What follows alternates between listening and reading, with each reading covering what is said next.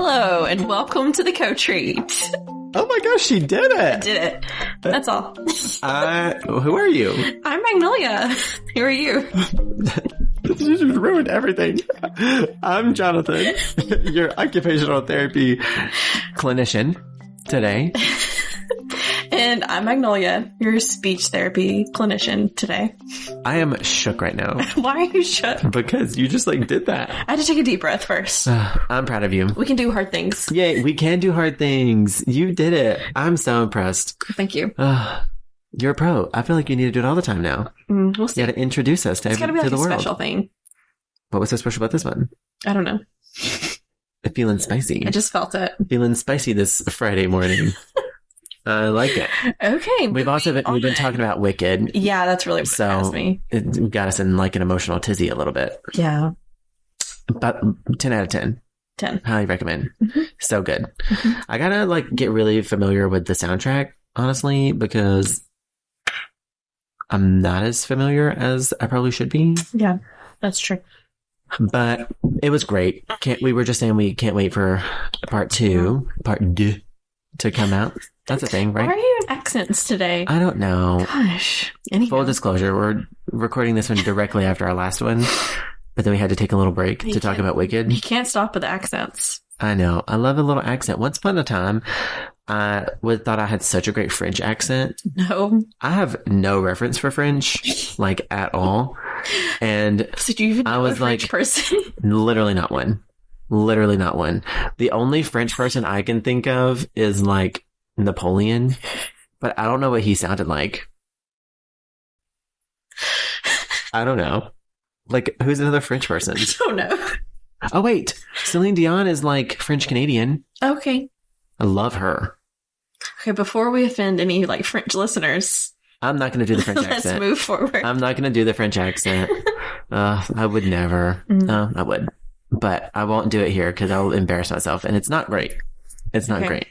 I used to just scream croissant at people, but I would try to do it like Lumiere from Beauty and the Beast. Oh, that's a better example. Hello. Okay, I'm going to help you out here and let's just move on. Okay, moving on. And today we're going to talk about help.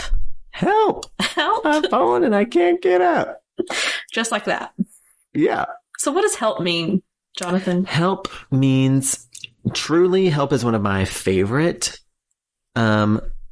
it's one of my favorite skills to teach a kiddo. Okay. For many, okay, let me break this down. Boop, boop, boop, boop, boop. The skill of them helping? The skill of, okay, hold on. I went a different direction than we had intended to go with this. So let me get myself back on track. So help is literally, we know what help is, right? Help. No, I need to break it down. Okay. Help means to assist someone with a task or with something. You made me define pause last episode. That's true. I'm but you define help. The pause is a different thing than just okay. Yeah. So help is just the act of assisting someone with something. Okay. And it is one of my favorite things to help kids learn because it's a big part of self-advocacy, being able to communicate the need for help, recognizing when they need help, and, advocating in this moment. This is a hard thing. I need help with this. It's really great for communication. It's really wonderful as a regulatory tool. I know we talked about it during the zones of regulation stuff because it is one of my favorite tools that people can use. I love it. I love using help as a core word in speech stuff. It's a very important word. I think you should be teaching your kiddos quickly and fast, whether it's the word or the picture or the sign, whatever it is, the action. Yeah. Definitely important. Yeah. Super great. So help is super important. And it's very useful. It really is. And so it's really important for us as the adults to understand as people, adults, clinicians, whoever, as people in the position to help others, there are actually some really good strategies to kind of frame how you're helping. Yeah. And to consider when you're helping.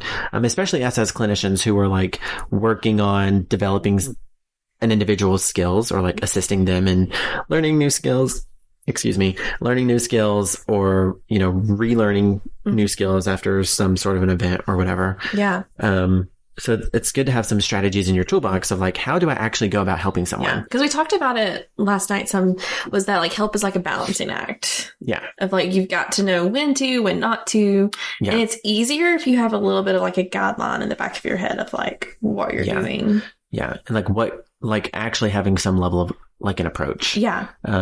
Because anyway, that gets into a whole different conversation, but it really is useful to have an approach to kind of as a guideline, as kind of a framework for how you're going to go about doing something. So one major concept that I am constantly like telling parents, reminding parents of this is like help means help. Mm-hmm. It doesn't mean do something for someone else. Right. Like when we're talking about helping, it's very important for us to remember that like if we're actually trying to assist someone, then there's a time and a place for doing things for people, right? That is totally appropriate many times. But if our intention is to help and our intention is to, in this moment, allow the individual, the kiddo, adult, whoever, the kiddo to like have some level of autonomy and have some level of ownership over this activity or this moment, then assisting them means assisting them. So letting them have some portion of it, to some level of control, doing some portion of the activity, whatever it means, rather than just like doing it for them. Mm-hmm. For instance, let me give some examples. Oftentimes, and we do it so innocently, it happens like we get caught up in our own like busy schedules, our own busy lives and whatever. And like a kiddo comes and they bring you their shoes and we just like put them on them really quickly, or we put their jacket on them really fast, or we open their juice box really quickly, or, whatever it is. Because life moves quick. Life moves quick. Yeah. And you're just trying to like keep on pushing. But those are opportunities that child could be developing skill and could be developing independence, their own independence, if given the opportunity to try. Yeah. And just because they can't do all of the activity doesn't mean that they can't do some portion of it, and then build on that portion that they can do to eventually become proficient in that skill itself. Because what I experience and I have witnessed and I have been the, perpetrator of is people kind of being on the extremes of we get so caught up and we just like do it for the kid. In this instance, we're talking about kids, right? Mm-hmm. We're just busy. And so like we just do the thing for the kid. We open their snack for them, or we put their shoes on for them, or we put their pants on for them, or whatever it is. We do that, or we just tell them, hey, go do this by yourself. And we forget about the in-between, because there's a whole lot of steps between doing it by yourself, like having someone else do it for you, and you doing it by yourself. Yeah. And we just kind of forget that. Yeah. I'm glad you brought that up, because like from like a speech perspective, I'll be completely honest. Normally my biggest goal in my brain is to get them to ask for help. And then I never fully think sometimes about the way I offer help when it comes to putting things like a jacket on and shoes on. And when it comes to a speech task, I think about things a little bit deeper. But I'm thinking like specifically like with my own children, they learned the sign help for help really early on. Yeah. Because we use that a lot in our household, and they would do that. And then I'm like, okay, that means me come over here and do it for you. Yeah. If that makes sense. Exactly. And so like that's, because I was like, they did what I wanted. Yeah. Which was communicate help. And so like, I mean, I talk to parents a lot about this, like regularly. And because I'm a big advocate for teaching kids how to communicate help. And so oftentimes I will like work with kids to sign for help or ask for help or whatever it is, just as a way to support their own independence of self-advocacy. Right. But then I do take the step further with parents to be like, okay, and then when they do ask for help, actually help them. So in whatever way that means, if they're trying to put on their shoes and they're having a hard time and they ask you for help, then don't just like take their little feet and put their little shoes on them, like actually help them. And so allow them some opportunity and like allow them some space to do some portion of the task. Yeah. Because when I mean help, when I want someone to help me, I'm having a hard time with a portion of a task, and I need someone to step in and help me with a portion. Yeah. But usually I don't mean like take over and do it for me. Mm-hmm. And if I do, then I'll tell that. Then I'll say that. It's like, this doesn't feel like something I can do, so like you do it. Because those are different things. I'm inherently guilty of just being the person who steps in and just, let me just take over. Let me just do this. For sure. For you. And there's many reasons that people do that. And it's like a part of my personality as well. I'm sure other people can relate to that. Yeah. So it's definitely important to learn strategies that we're going to talk about. How we can offer help. For sure. Strategically. So, like, one of the big things that we learn about in occupational therapy, like this is written in textbooks, is this concept of chaining, forward and backward chaining. And this is it really like helps to kind of break down how to go about providing assistance to people. And it's a concept that we talk about across the lifespan, because truly it's just a technique in offering assistance. Yeah. And so the concept of chaining is recognizing that in any task, it can be broken down into smaller portions. In any activity, whatever it is, it can be broken down into smaller portions that have to build on one another like a link, like a chain, for the activity to be completed. So, as an example, if we are, what's an activity? You give me an activity. A daily activity. Let's do putting shoes on. Putting shoes on. Yeah. Okay. If you're going to put on a shoe, it could be very easy to just like look at it as you just put on a shoe. Right. Seems pretty simple, right? Yeah. But there's actually a lot of like individual steps that you can take. If for one, you have, and I'm thinking real young, okay? Like really young kiddos. For one, you have to recognize that you need a foot. Your shoe goes on your foot. So offering a foot can be the first step. And we're assuming they already have socks on. Offering a foot. If it's just a slip-on shoe, because that also changes it. If it's just a slip-on shoe, offering your foot, initiating, trying to put your foot in the shoe, pushing your foot into the shoe, and then maybe adjusting like the heel or taking something. Your hands down to the shoe. Yeah. So that might be that's like 4 steps. It's just a slip-on shoe, right? If it's a more advanced shoe, like a Velcro shoe, then the first step may be opening the shoe, like unfastening the Velcro. That's step 1. And then all of those same steps. Maybe adjusting the tongue. So like opening the shoe, adjusting the tongue so that you have space, putting your foot in, pushing it down, and then closing the fastener. And then it becomes, if you have a laced up shoe, then that's even harder, because it has more steps, because then you have to untie your shoe. Well, I don't untie my shoes. But if you were going to untie your shoe, do all those same steps, and then at the end, you go through all the steps of tying a shoe, which there's, depending on the method, there's many.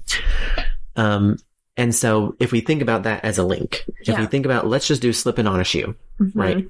Let's start there. If we think about that as like a chain of events that leads to putting on a shoe, the final result of putting on a shoe, can we break those down and allow the child some control over some portion of the task and build on that ownership and that independence until they can completely do it on their own? Yeah.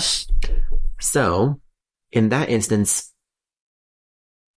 there's kind of, if we're thinking about forward chaining and backward chaining, the difference between the two is in a forward chaining model, you are allowing the individual to complete the first step of the task, and then you complete the rest until they get proficient with that first step, and then they build the first step, and then they do the second step, and then you complete the rest, and you're building on from the beginning each step of the process. Okay. So in this shoe situation, let's say this Velcro shoe situation, right? Okay. You might just give them the shoe to open the fastener. Right. That's their task. Right. Open the fastener. They do that first step. And then you adjust the tongue, you put the you put the shoe on their foot, you close the fastener. And then as they get better at it, they undo the fastener, they put their foot in, and then you close it up. You adjust the stuff and you close it up until they build on each step to complete the task. If you were going in reverse, then the concept of doing the last step first is called backward chaining. So you complete, the individual completes the last step, and then you do all of the first steps, and then they finish it. Okay. And then they slowly finish with more and more steps. Okay. So in this scenario, I might open the shoe, put it on their foot, and then they close the shoe. And then as they get really good at closing the shoe, then I might open the shoe and adjust the tongue so that their foot can get in there really well, and hold the shoe for them to put their foot in, and then they close the shoe. And then a little bit more, I might open the shoe and adjust the tongue, and then just give them the shoe, and then they have to put all of their foot in there on their own, and then close the shoe. And then I may just open the shoe, and they have to figure out how to adjust the tongue to fit their foot in there, close the shoe, until eventually they're doing all of the steps. They're opening the shoe, adjusting the tongue, putting their foot in it, and closing it up. So we're just building onto the sequence. And every activity can be broken down this way. And sometimes it makes more sense. Like with a slip-on shoe, there's not really a good way to backward chain that. The last step is putting your foot in the shoe. And you can't really do that. It's very hard to do in kind of a backward sequence. So you may have to look at the task and choose which kind is better. And so it's definitely like depends. Each task there will be a method that makes more sense. Maybe. It may depend on like what the steps are of the task. Of the activity. And so like how can you break it down into individual tasks? But then also it may depend on like the person's attention, their involvement in the task. Are they like, what part of the process feels more exciting? Yeah, that's kind of things I was thinking about too, like their executive functioning skills. Like, are they good with that task initiation? Things like that. For sure. Those are kind of the considerations you could take to choose what kind of chaining you're going to do. Yeah, absolutely. And like for a lot of kiddos, I'm just thinking about like shoes, putting on shoes. For a lot of kids who don't have a lot of like awareness of shoes, they don't have that like ability to recognize, okay, this is a shoe, this goes on my foot. Right. They may not have that. So doing a forward chaining model may not be super productive, because if you give them the shoe, they're not going to know what to do with it. But once that shoe's on their foot, they may be able to recognize, okay, this needs to close. This Velcro strap needs to close. So then we need to do a backward model. Yeah. So they can do the last step first, and then progressively go up from there. Yeah. And then it may just be like they're doing the fastener, and before they get to that step, when they're trying to like put their foot in, I slide the shoe onto their onto their toes and their foot, and then I'm like signaling them, tapping on their foot, tapping on their leg, somewhere trying to draw their attention down to the shoe for them to push their foot all the way in, and then signaling them to like close it. That makes sense. So it really just depends on the task at hand, and that, like I said, that can be done with anything, with everything. Yeah. So I found some examples of how we can do this in speech world too. I never really remember talking about like chaining, like as the specific term, but I know that it is used in the speech world. But pretty much for us, it would be kind of like if you're talking about like building up language, like sentence structure. So forward chaining, like say I want to work on building up their sentence. So say my sentence is going to be like, I want slide. Yeah. Well, then I would start with forward chaining. If they're really strong with like the saying like I, like they're aware of themselves, then I would get them to say I, and then I would fill in the rest of want slide. Yeah. And then the backward chaining part would be them telling you what they want. So like the object, so slide, and then helping fill in the want, and then the I to like kind of backwards it. Yeah. If that makes sense. Yeah. And so just kind of adding the I want to their slide that they've already said.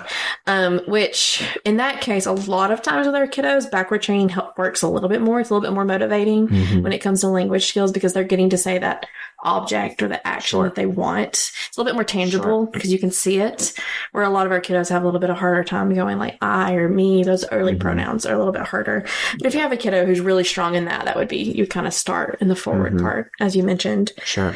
We also can kind of do this in like swallowing and feeding is kind of some other areas I was looking at it, especially when you're talking about like safe swallows and safe feeding patterns. So that might be even something we talk about like with the parents, like how to train that. Of whether it's starting at the beginning with us training them or starting at the end, like teaching those sequences. So pretty much anything with a sequence, this can be used with. For sure. Like thinking about it as like a language sense, I think about like, we were talking about in our last episode, like ready, set, go. Yeah. Like ready, set, and then leaving that open. Yeah. That go at the end. That's a backward chain. Right.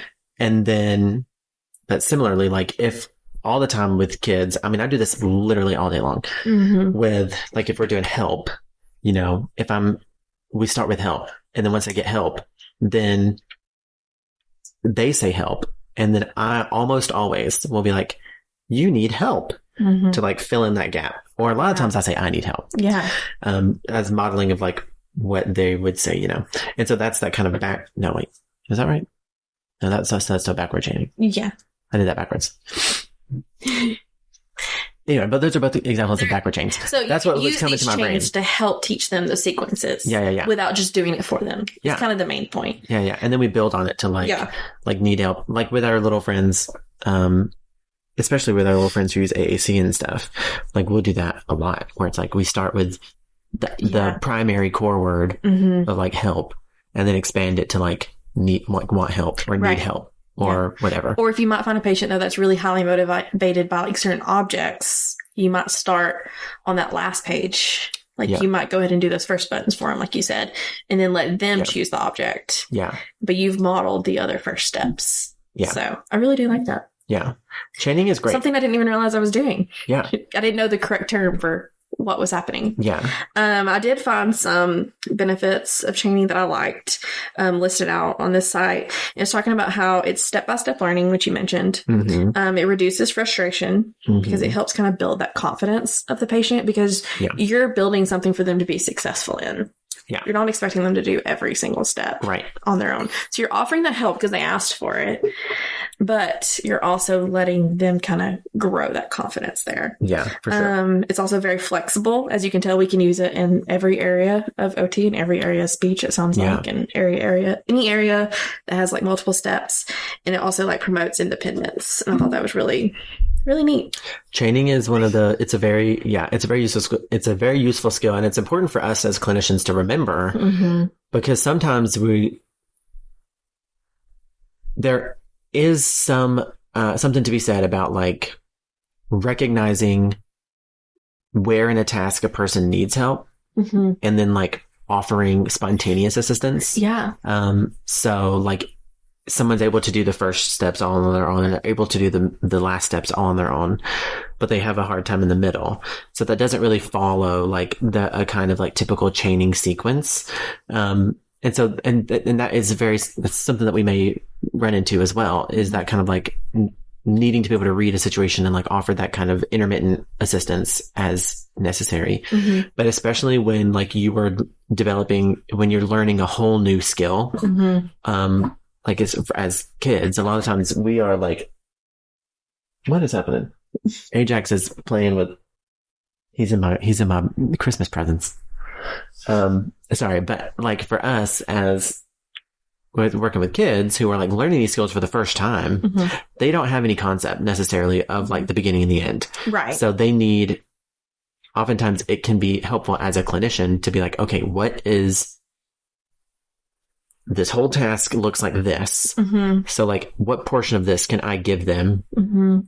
Or can I, like offer up as this is what I'm going to do so that they can develop independence in a very sequential manner, in a very like step-by-step way that makes a lot of sense for them. Chaining is great. Yeah. Training is awesome. I do realize now I'm thinking more of examples of ways that, like, I've kind of used this in, like, language therapy, like building vocabulary and stuff. Like, if I want a kid to build their action words, we'll often use, like, action picture cards where we're describing them. And a lot of times the kiddos will know, like, oh, it's a boy or girl. And so they'll go, like, boy is, and then, like, I might have to fill in the verb for them. So, like, that's an example of them doing forward chaining. They're doing that first part for me. And I'm filling in the action word, which is really beneficial because they can soak that in and they're learning those action words in what I like to call it carrier phrases because they're very repetitive. Yeah. And so next round, they might be able to say a few more of them, but like the full sentence because they're learning the different vocabulary. So it's really neat. Yeah. Love chaining. Love it. Love. I do like the consistency of it too. That like you can do a lot of repetition with that because you're doing the same steps. The kids know what to expect. And that's really important in what we do. We've learned a lot about that. And I also love the area that you could use like visual supports too. Because like that's exactly what I'm thinking about. Like when you're talking about all those steps, I'm like, we need some pictures here. Yeah. You know what I mean? Yeah, for sure. And it's really a great tool for like a lot of like executive tasks, things that require a lot of even for, I mean, like the example that I used earlier was like putting on your shoes, which is a pretty like developmentally early skill. You know, but even our kiddos who are like older, much older, working on any kind of like IADL tasks. So like cooking, cleaning, you know, home management, whatever it is, money management, whatever. It's still very beneficial to like break those things down into their like composite steps. I mean, into their, those like small like tasks, and allow them to do, you know, as a way to, like you said earlier, it builds a kid, it builds confidence when you have some ownership and you have some autonomy over the situation. And then also it reduces like frustration because a lot of times kiddos, if a kiddo can trust that like you're going to come in and assist them and like actually provide some level of assistance, it helps to reduce this like concern that someone's just going to come in and take it over. Yeah. And you know, kids want ownership. We all want like our own autonomy and our own like, we want independence. Yeah. Truly. So I love chaining. Forwards and backwards chaining is like really underrated. Right. I think. And whenever you brought that topic up when we were thinking about things, which really made me think more of the term that I feel like I learned more about, which was like scaffolding. Like we definitely focused a lot of like language scaffolding. So like scaffolding, I feel like I'm saying that so weird. Scaffolding? Scaffolding? Yeah, it's just not coming out right. Scaffold? I'm really struggling with this word.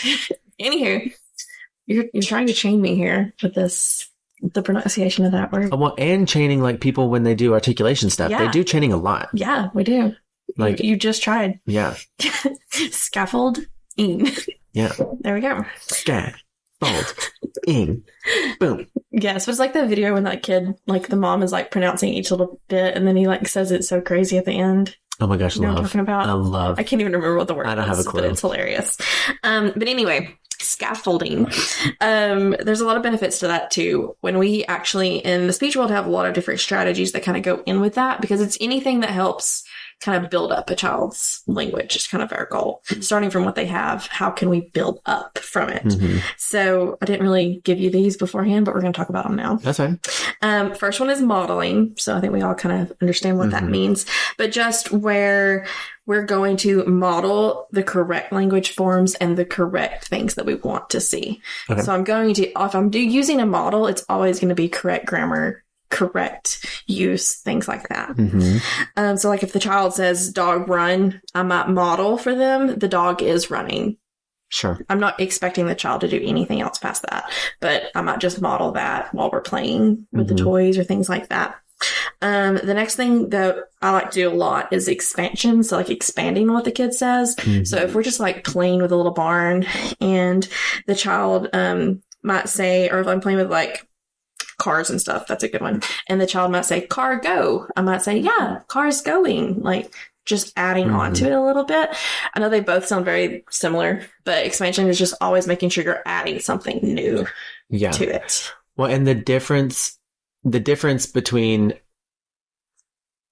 well, I don't want to like jump the gun too early, but the difference between like a chaining approach Chaining is taking a task and breaking it into its pieces. Right. Scaffolding is learning base skills and then advancing to harder skills. Yes. I think that's a great point. So that's the difference. Where I learned scaffolding from is through my mom. Yeah. Like, as a teacher, because it's a big concept in the world of education also, of like, it's a we way have to to go learn from one thing to the next. Yeah, it's like, this is how we progress through a sequence of harder and harder skills. Yeah. Which I do like it in language, though, because you're able to help without putting too much demand on the kid. Yeah. Well, and that's exactly what what your example was just amazing. Yeah. Like, starting at this skill and then expanding to a harder language skill and then a harder language skill. And so it's an important thing to understand, though, because this is another point, like, techniques to know, because you're able to add that help without just asking the child a bunch of questions. And, you know, we talked about that in the last episode.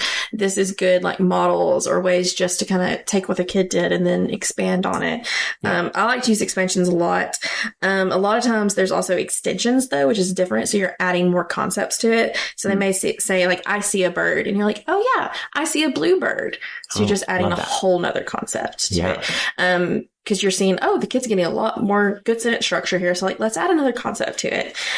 You're not, and it's also very, like, confirming, I think, when I do it with a child. Like, it's like, oh yeah, you heard me. You heard me say, I saw a bird, and you're adding to it. Like, we're on the same page here. Yeah. We both see the blue bird. And so then later on, you might even hear the child, like, look at another thing of, like, oh yeah, I see a red bird. And it becomes very, you know, sequential there. Yeah. Another thing we have is called recasting. So that's rephrasing the child's sentence to make it more grammatically correct or complex. So, for example, if I say him ball, I could recast and say he's playing with the ball. Sure.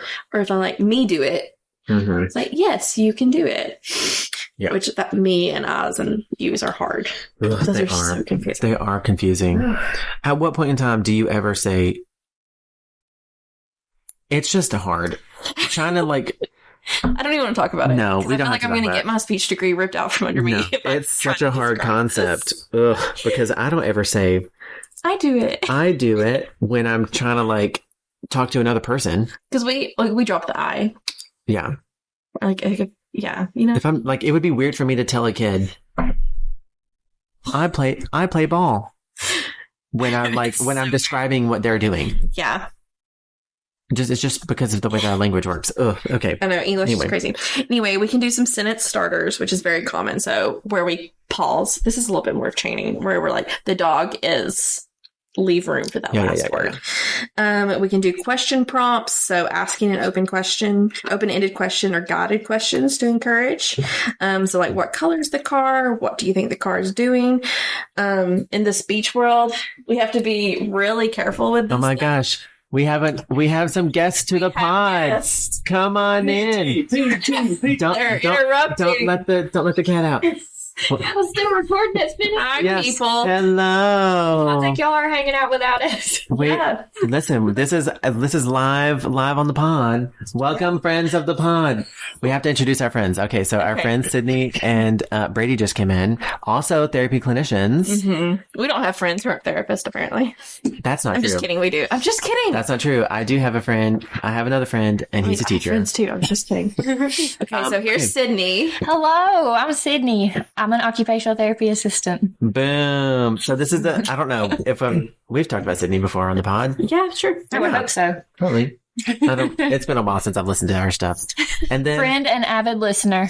Yeah, listen, she is our number one fan. It's pretty great. She's more of a fan than my mom. It's awesome. And then Brady.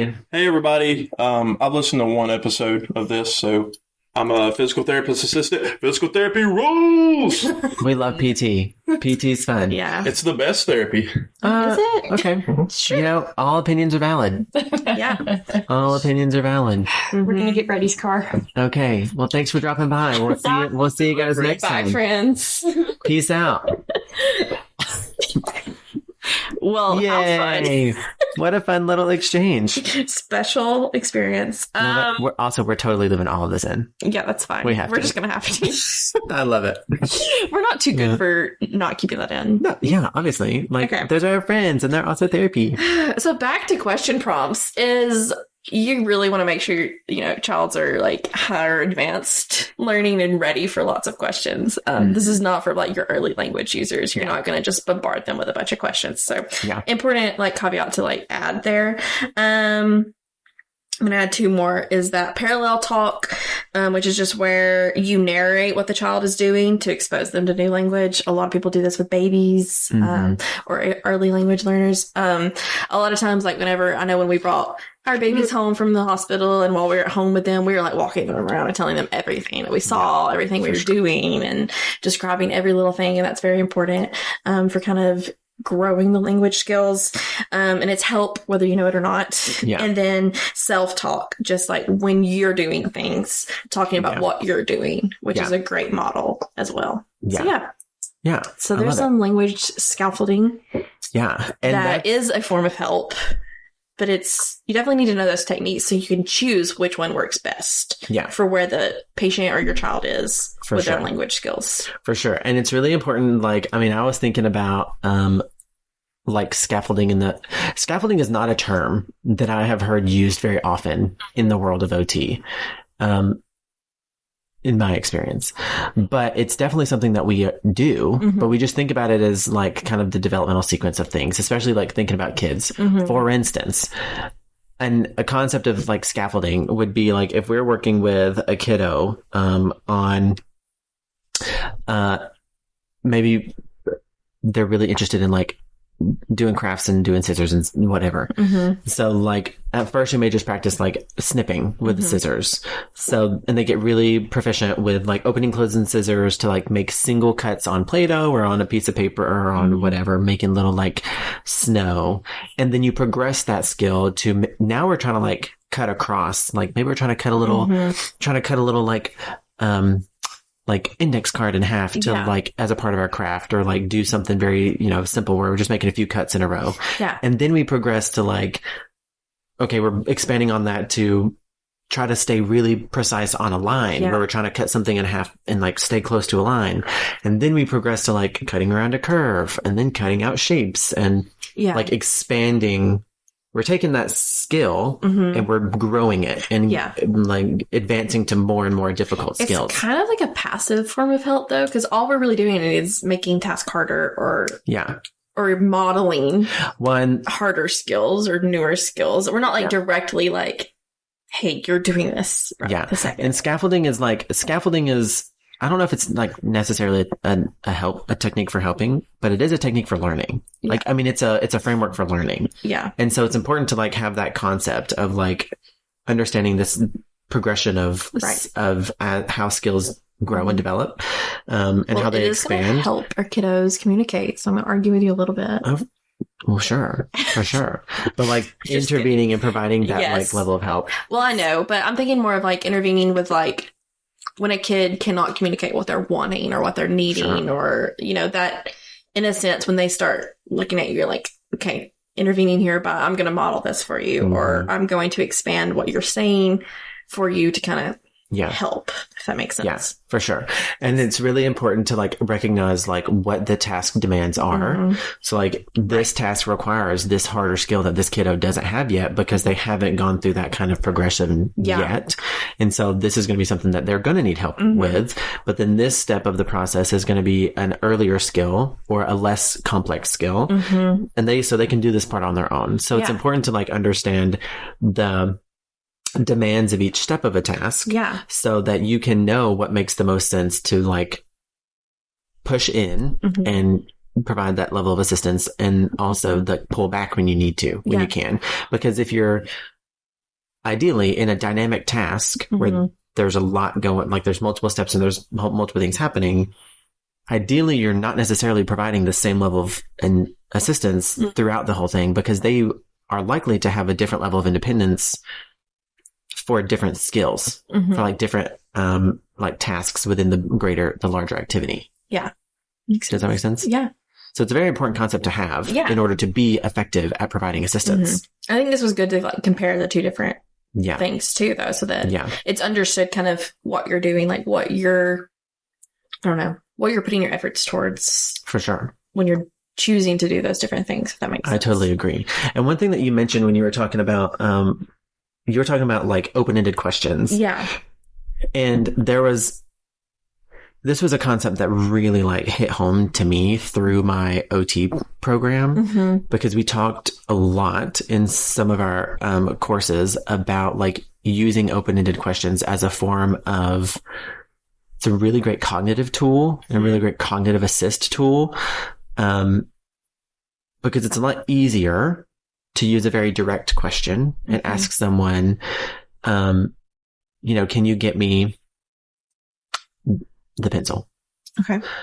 Versus that's very direct. Or it's like, the pencil's over there. Can you get it? It's a very direct question. It's a very direct, form of communication.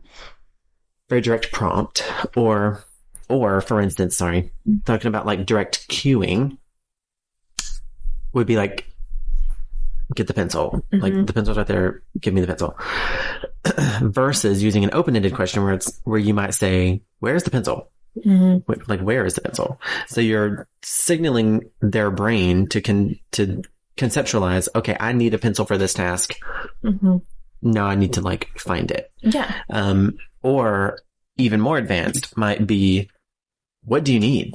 Yeah. What do you need right now? Like, this is our task that we're trying to do. We're trying to write a letter to your mom. What do you need? Yeah.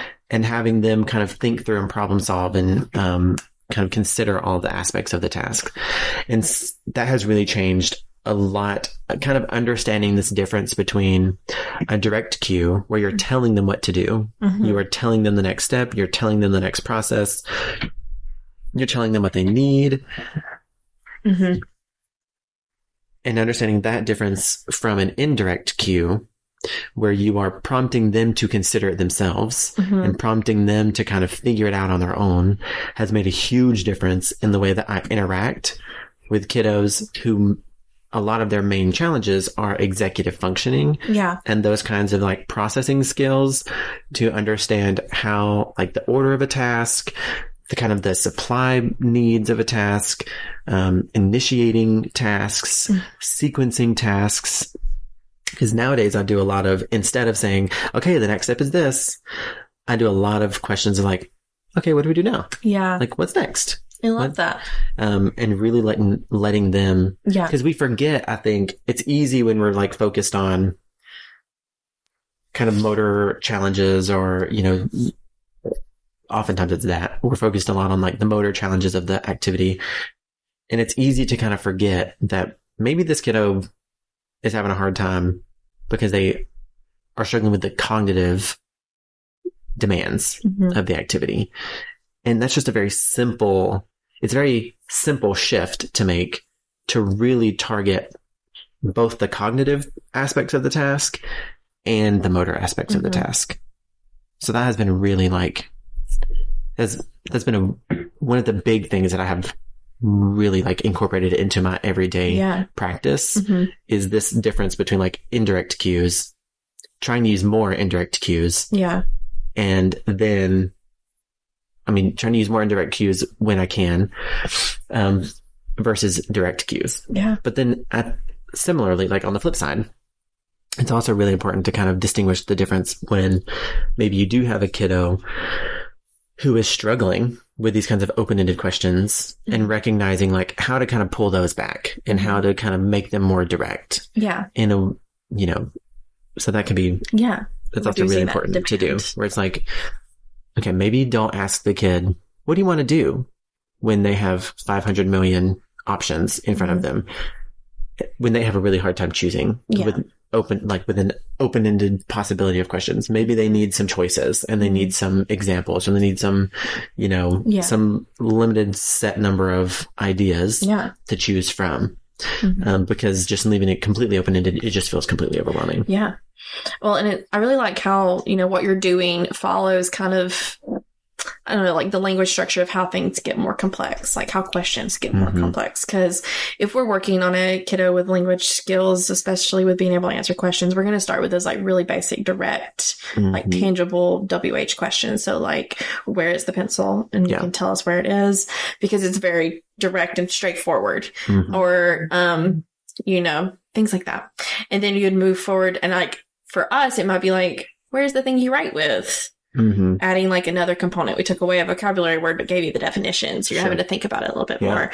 Then moving to like, not even giving them those words, but just the context of like, where's the thing we need right now for our task? Like you said, if we have paper out and stuff like that, and kind of moving on and on into like, what do we do next? And that's where you start adding like a inferencing component for like our speech skills and stuff like that. So they're having to think, well, this is what we've done. What would you do next? What's typical for the next action, things like that. So yeah, it follows pretty much what speech people would do as far as like building up language skills. And it's really important too. Like I'm thinking about, this is a concept that's used a lot, even, I mean, like with all people. Like one big example that I think about with like older adults, maybe someone's having some like mobility challenges and they're having to learn how to use a mobility device. Maybe they're using a walker now and they've never used a walker before. And like, maybe they just had a surgery or something. And we do this a lot with people who are, especially, I mean, we do it all the time, but like in this example, someone's learned to use a walker for the first time. They never had to. So their level of awareness for what their new capabilities are is very low. They don't have a lot of like, they may not have a lot of good concept for like, okay, these are my limitations. This is what I need to be aware of because I've never had to practice that before. So a direct cue for someone might be like, and we start with direct cues, right? So the direct cue, if you're learning to use a walker for the first time, okay, you're going to use the walker. You're going to try to walk, like step into the walker and, you know, take smooth steps, whatever, however you do it, you're teaching the skill. Yeah. However people go about teaching that to people. You're telling them every step of the way of like what to do next, right? But then as they get a little bit better, you pull back and you're like, okay, what are we going to do when we stand up? How are we going to use our walker? Yeah. What do we need to be aware of? And then as they get better and better at that, then as they're walking, if they make an error, maybe their walker's way too far out in front of them. Maybe they are like not going to fit in this, you know, pathway that they're trying to walk in. Maybe they're trying to like step away from their walker and then maybe you stop them and you're like, okay, what is happening in the situation? Yeah. Like, think about what's going on. Problem solve. What's happening around us? Like, what's going on right now? And have them hopefully come to a level of awareness of like, oh, like I am about to do something really dangerous because I'm not going to have my aid with me, like my mobility aid, my device. And so it's a concept that's used all over the place. Yeah. And so being able to kind of like recognize the difference, because I just had never thought about the difference between that's really, it's not that I wasn't asking questions. Right. It's just like, I had never really considered like, oh, there's a lot of diversity in like the questions. Yeah. And that really can shape how the person I'm working with perceives the activity, perceives the intervention. Yeah. And it can really shape how they are processing what is happening. Well, the way we like word our questions puts the different demands or gives different cues. And it's important to think about your wording. For sure. If that makes sense. Because like you said, the direct, you're literally telling them what they need. They're not really having to make any inferences or they don't have to know deep vocabulary. They just can find. You just got to pull those words out of your own head. Right. But if you want to make it a little bit more challenging, you can, you know, increase those things that we've already talked about. I'm not going to repeat all of the different questions, but it's really cool. Yeah. It's a cool way of looking at it. It was one that like really was, cool for me to like learn. You had mentioned something about like direct and indirect models. Yeah. So I was talking about like indirect models, which has a lot to do with kind of what we were already talking about a little bit. It's not a term I'd ever heard before. I like to say like when I'm doing like indirect models, I might have, like I might be doing something and be like, like I say we're doing some type of like pretend play. I'm stirring my soup or whatever, like my little bowl. And it's like, and then kind of you are, and then kind of see what they're doing because I'm doing it indirectly because we're not doing the same thing, but I'm giving a model of like what I'm doing, which is kind of like that self-talk earlier. But I might also do like put two different pictures. And so like when it's my turn, my indirect model might be like, he is riding a bike. And then I want them to look at their picture and kind of also say what their picture is doing. but I'm giving a model of the same task of like, I want a sentence, like an action word sentence, but it's indirect because it's not the exact word. Does that make sense? I think so. Let me repeat it back and see if I understood. Okay. The direct model is you are modeling and seeking the same response. Yes. Indirect is you are modeling and you're hoping for them to model the same skill in a different context. Yes, absolutely. Okay. That was good. That makes sense. Yeah. That makes sense to me. Yeah. And so, and like I might say like they're following like indirect modeling, especially one thing I like to do is like hide things in a sensory bin or something. And so like I'll pull something out and it's like, I see a bug, and then like they'll pull something out. And my goal eventually for them would be like for them to say, I see whatever they found. Yeah. So it's indirect because my direct model would be I model it, they repeat after me. Yeah. Every time they pull something out. Does that make sense? Yeah. Okay. That makes sense to me. So it's kind of just like a form of modeling for language and stuff like that. Yeah. Yeah. That makes sense to me. Cool. I like it. That's something, I mean, that's also, I mean, I've never thought of the term, but that's also something that we do, like that I have done. Just kind of, I mean, again, I'm just thinking about like scissors. Like a lot of the time when I am working with kids, sometimes I will like if we're doing a craft, right? Sometimes we'll both be working on the same craft, like the exact same craft. So I'm helping them complete portions of a singular craft. Yeah.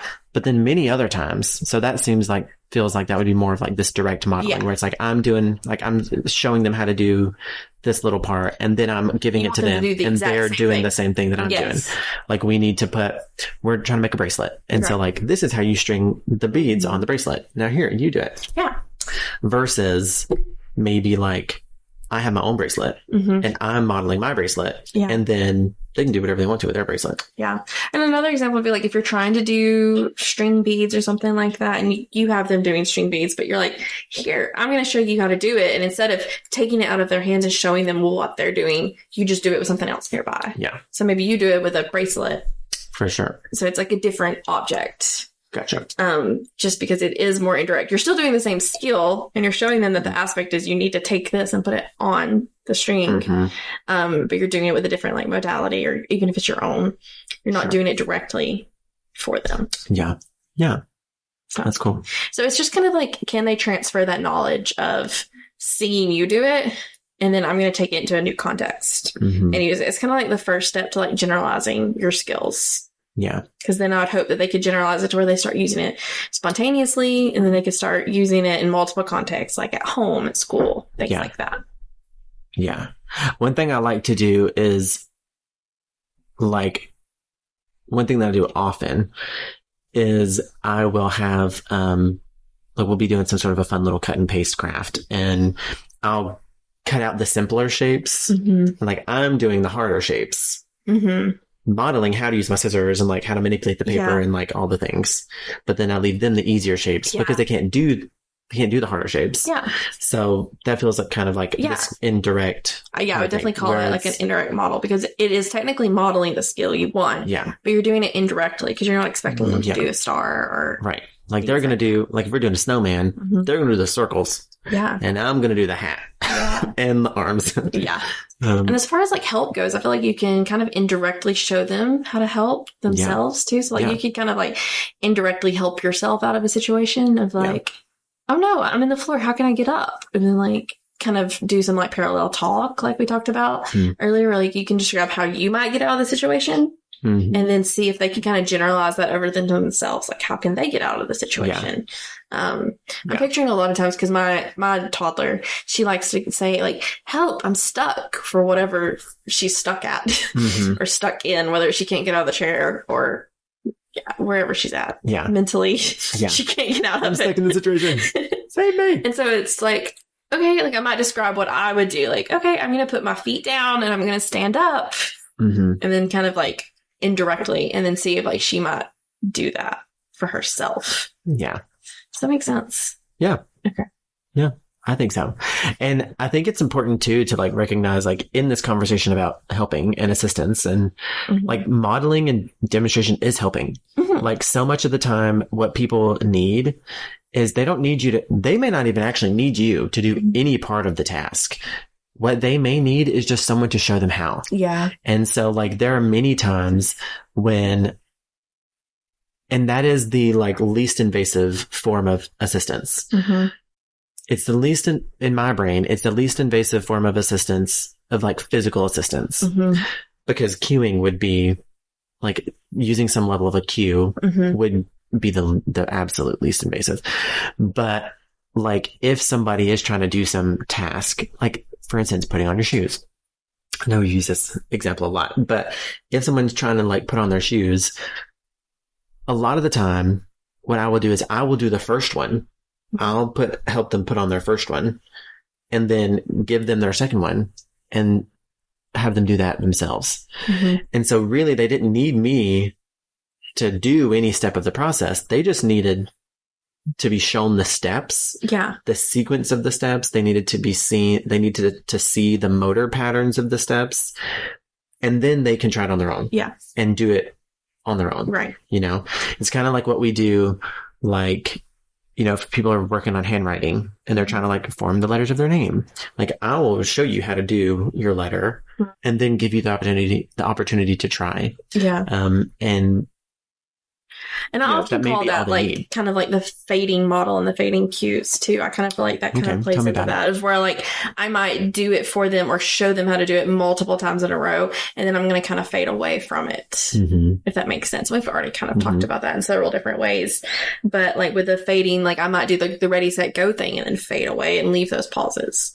So it's just another form of like explaining how to do that. But with that same sense of like I might put their shoes on for them multiple times and then kind of just slowly start fading out my assistance to see what they can do.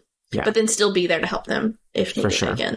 Yeah. Fading is that concept of like you're providing a lot of assistance at first and then you're slowly pulling back how much help that you're offering as they become more confident and more independent with that skill. While closely watching how much they need. Yeah. I think too that also, I mean, makes me think, I don't know, I get these like topics in my brain and like shoes and scissors are what's on my brain right now. But I consider like some of that, an example of that is like a kiddo who really has a hard time positioning the scissors in their hands in the first place, but they really want to play with Play-Doh. So like I help them.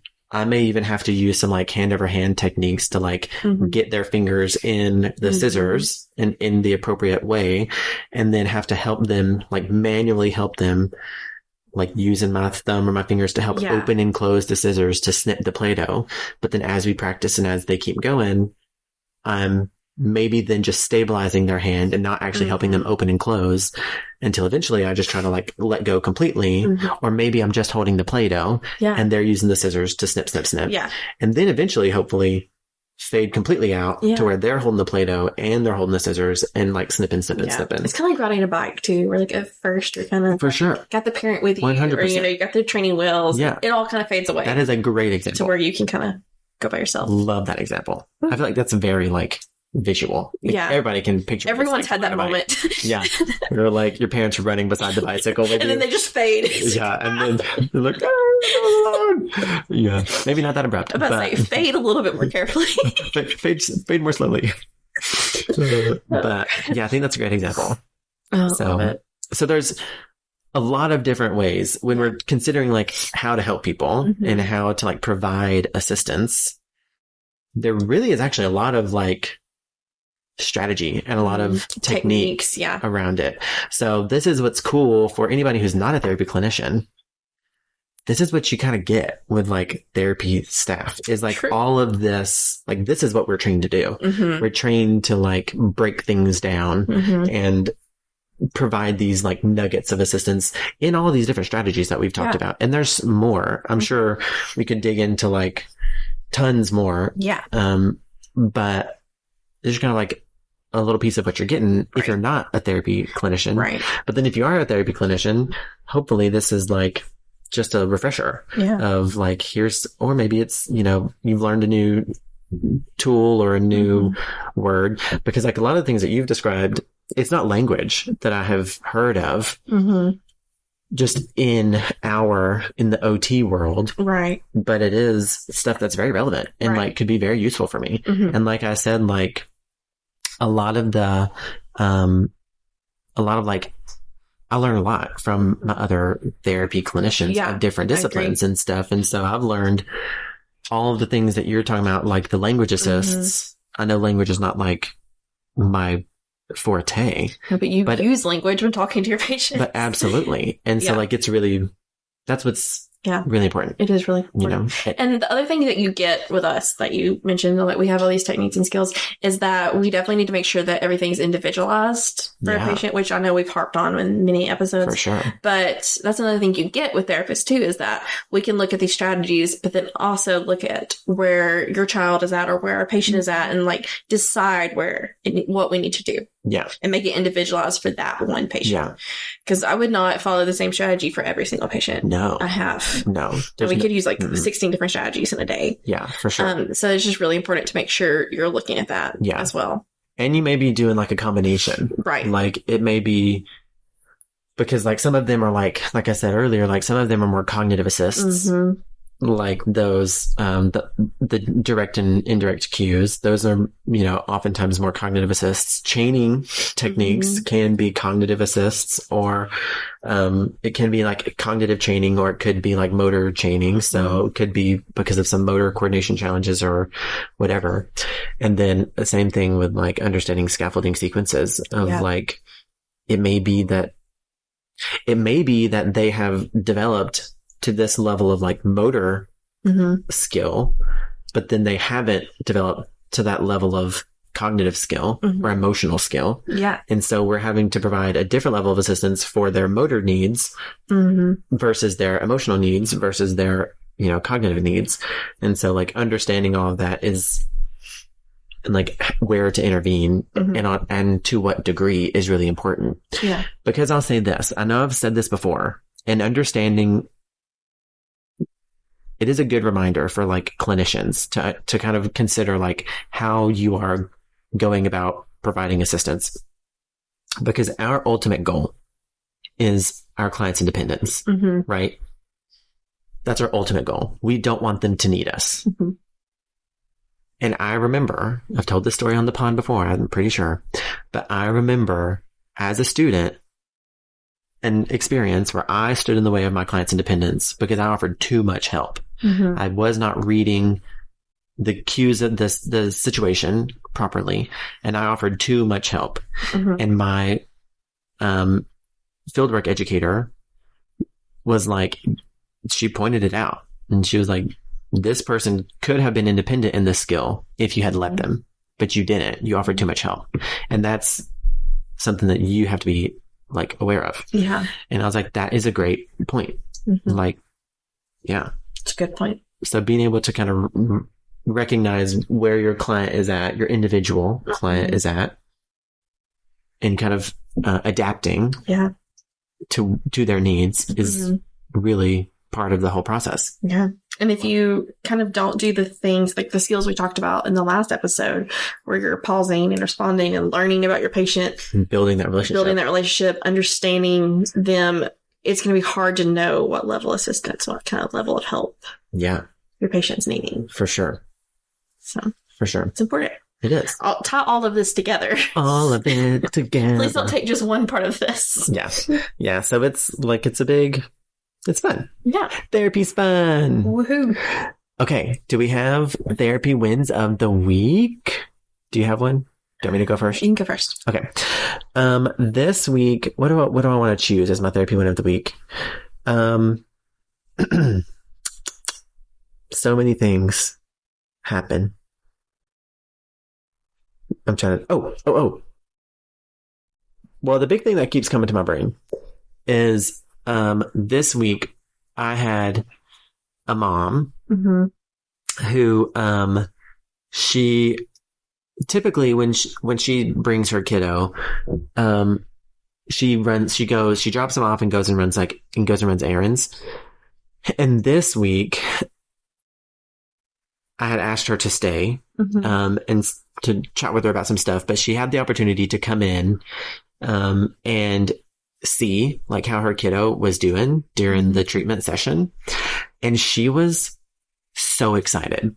Like she got so excited. There were a few times she got a little teary eyed because she was seeing like what her kiddo was doing during the session and was just like, this is amazing. Like I'm so impressed by how he is interacting and how he is playing and how he's doing all of these new things that I just couldn't really fully understand just by like you telling me all these things. And so so she was super excited. And that was really fun to like, was really hyped that like, yay, like mom got to see all these amazing things that her kiddo is doing. And that's always really, I mean, it's just great. It just feels like so magical. And so it makes you feel real good when you're like, yay, like everybody is so excited about this kiddo and like all the things that they're doing. So that was a good session. His mom was so stoked the whole time. And she was like, next time, can I come and like video these things so I can go and like show his dad? And I was like, of course, like, please do. So that's cool. It's always exciting when the parents get really excited. Yeah, it is. Yeah. Well, I've been out of commission for a little while. Oh, that's true. I'm really struggling to come up with like a recent, therapy one of the week. You're killing me on this one. Yeah. So for people who don't know, Magnolia has been down and out for a few weeks because she had a knee surgery. Yeah. So now I'm really struggling to think. So she hasn't actually like done therapy and for a few weeks. Yeah. I don't know what, like 4 or 5? 4 weeks. Yeah. 4 or 5 weeks. Because she's got a straight leg brace on. So what about your therapy? What's your therapy? She just started therapy. That can be your therapy win of the week. Yeah. You had your first PT session. Yay. I still needed a lot of assistance.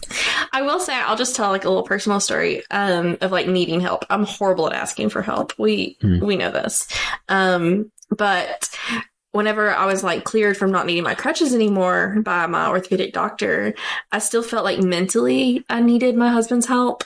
And so like when I was getting in and out of the car the first few times without like my crutches and trying to get it, because I was like, by then I was like, okay, I should be able to get in and out of my car if I can't use my crutches. Like I need to be able to do that. And so I would tell my husband, I was like, I just need you to stand there and tell me I can do it.